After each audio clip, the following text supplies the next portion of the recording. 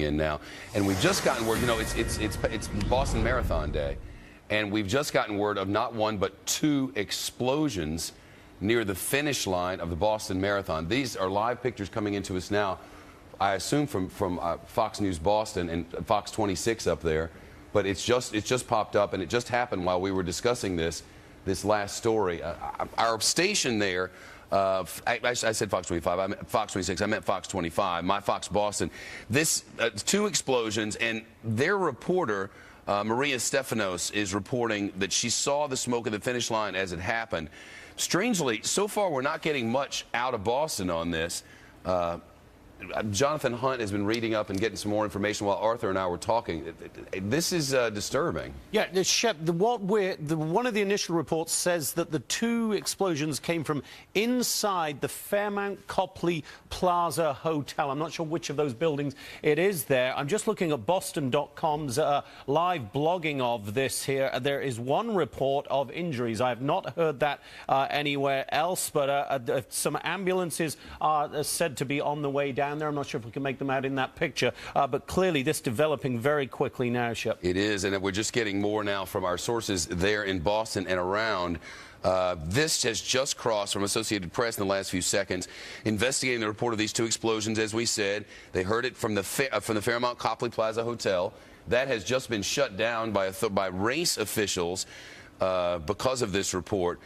Race officials have shut it down. It's the sound of two booms, which witnesses said sounded like thunder, right as the race is ongoing at this point. We're waiting to hear something from authorities there. And from the video, this is unedited video that's coming in, or are these live pictures? These are live pictures, it's my understanding. Okay, here's what these are. I just learned this.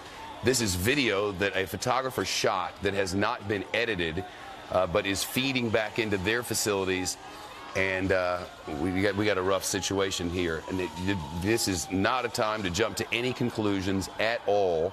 At the end of a big event like this, you worry about what may happen at these large events. Security, as we all know, has been tightened over the years since the attacks on New York City and beyond, Washington and Shanksville, PA.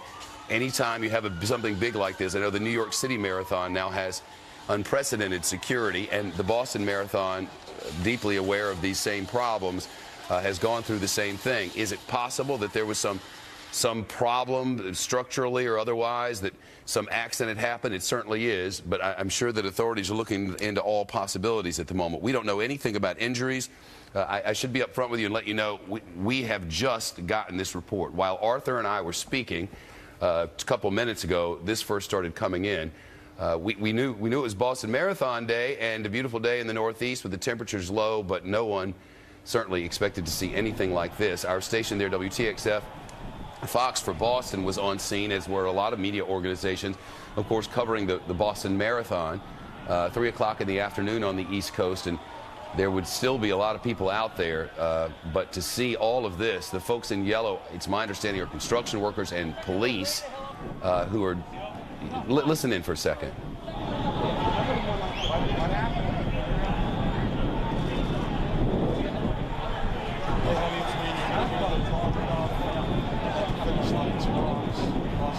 Just collapsed.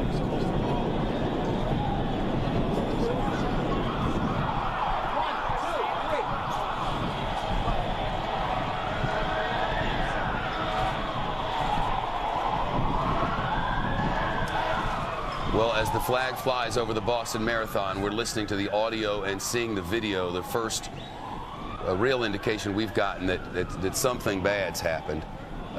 We don't have any way to know what it was. We know that it sounded like two claps of thunder on a perfectly clear Boston afternoon, and then people started running. We know that they did not happen simultaneously, that there was one and then another. And as Jonathan mentioned, it was right around the Fairmount Copley Plaza Hotel, which is almost directly at the finish line for the Boston Marathon.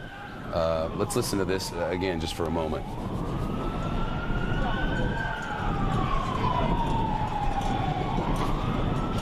Don't We're just getting reports of injuries, and we're relying on folks who are on the scene. There's no way we can know things from sitting in a studio in New York, but we are getting reports from on scene, and Jonathan Hunt has just gotten one. Just got word from the Boston Globe following their feed. Shep, a Globe staffer on the scene, says dozens of people have been seriously injured. As you look at those pictures, obviously they are very disturbing. You could see what looked like people being worked on there, but all we have at the moment is this one staffer from the Boston Globe, big newspaper obviously, in the city, saying that dozens have been injured. Shep. Well, let's listen. Get this guy.